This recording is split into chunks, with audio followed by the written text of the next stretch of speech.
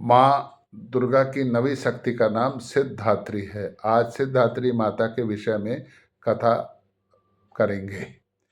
सिद्ध गंधर्व यक्ष धैर्य सुराय मापी सेव्यमाना सदा भूया सिद्धिदा सिद्धदायिनी। माँ दुर्गा की नौवीं शक्ति का नाम सिद्धात्री है। ये सभी प्रकार की सिद्धियों देने वाली हैं। मार्कंडे पुराण के अनुसार अणिमा, महिमा, गरिमा, लघिमा, प्राप्ति, प्राकव्य, ईश्वत और वंशित्व, ये 8 सिद्धियां होती हैं। वो तो हमने हनुमान चालीसा में भी वर्णन आया है, अष्ट सिद्धि नवनिधि के दाता अवसर दीन जानकी माता। तो ये 8 सिद्धियां मार्कंडे पुराण के अनुसार हैं जो माँ देती हैं। ब्रह्मण वैतर्य पुराण में श्री कृष्ण जन्म खंड में यह संख्या 18 बताई गई है और इनके नाम इस प्रकार हैं। अणिमा, लाघिमा, प्राप्ति, प्राकम्य, महिमा, ईसत्व, वसित्व, यहाँ ये दोनों एक साथ हैं। सर्व कामना सायिता, सर्व ज्ञातत्व, दूर श्रवण, पराकाय प्रवेशन, वाक सिद्धि, कल्प वृक्षतम, सृष्टि, संहार कारण सामर्थ्य, मतलब किसी का संहार कर सकते हैं, अमर तत्व प्राप्त कर सकते हैं, सर्वनायक तत्व, भावना सिद्धि, ये 18 सिद्धियां हैं। माँ सिद्धात्री भक्तों और साधकों को ये सभी सिद्धियां प्राप्त करने में सामर्थ हैं। देवी पुराण के अनुसार भगवान शिव ने इनकी कृपा से ही इन सिद्धियों को प्राप्त किया था। इनकी अनुकंपा से ही भगवान शिव का आदि शरीर देवी का हुआ था। इसी कारण लोक में अर्धनेश्वर नाम से, अर्धनारीश्वर नाम से प्रसिद्ध हुए। माँ सिद्धात्री 4 भुजाओं वाली हैं। इनका वाहन सिंह है। ये कमल पुष्प पर आसीन होती हैं। इनकी दाहिनी तरफ के नीचे भाग वाले हाथ में चक्र, ऊपर वाले हाथ में गदा और बाएं तरफ नीचे वाले हाथ में शंख और ऊपर वाले हाथ में कमल पुष्प है। नवरात्र पूजन के 9वें दिन इनका उपासना की जाती है। इस दिन शास्त्रीय विधि विधान और पूर्ण निष्ठा के साथ साधना करने वाले साधकों को सभी सिद्धियां प्राप्त होती हैं। सृष्टि के कुछ और भी इनके लिए ऐसा प्राप्त करने का लिए नहीं रह जाता।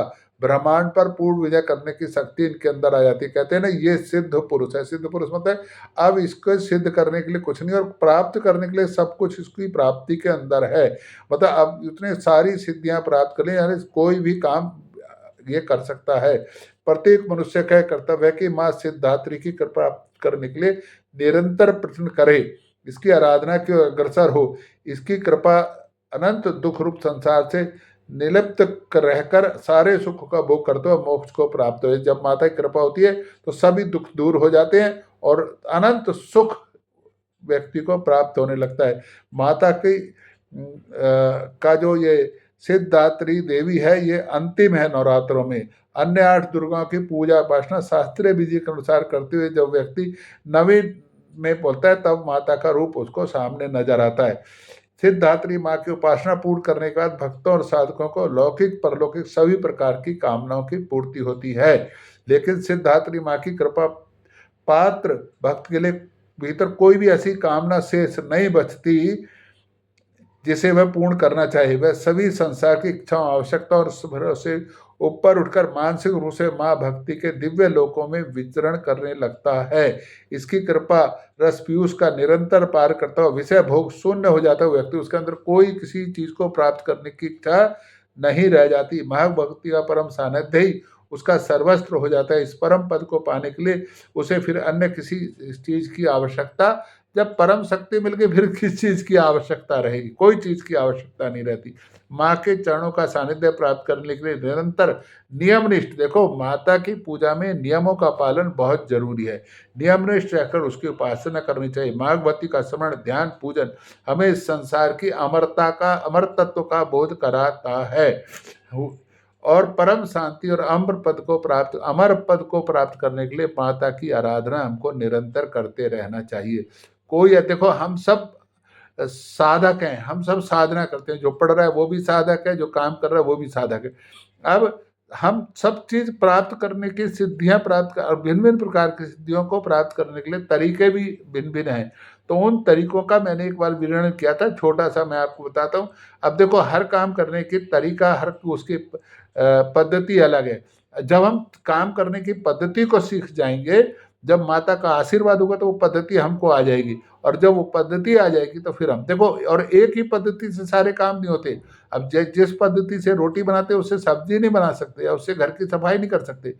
तो अलग अलग पद्धतियां, तो उनकी उपासना साधना अलग अलग, और 8-9 प्रकार की पद्धतियां हैं ये, और 9 प्रकार की शैलपुत्री से लेके और सिद्धात्री तक की माता का आराधना जब हम 9 दुर्गों को करते हैं, एक चैत्र की और एक शारदीय नवरात्रों में, तो हमको एक नई ऊर्जा नई शक्ति मिलती है, और 6 महीने में हम तुरंत फिर दोबारा से सांसारिक में जो अपने कर्म हैं उनको कर्म करते हुए अपने इस सांसारिक यात्रा में विजय की ओर बढ़ते हैं। बोलो कालका माई की जय।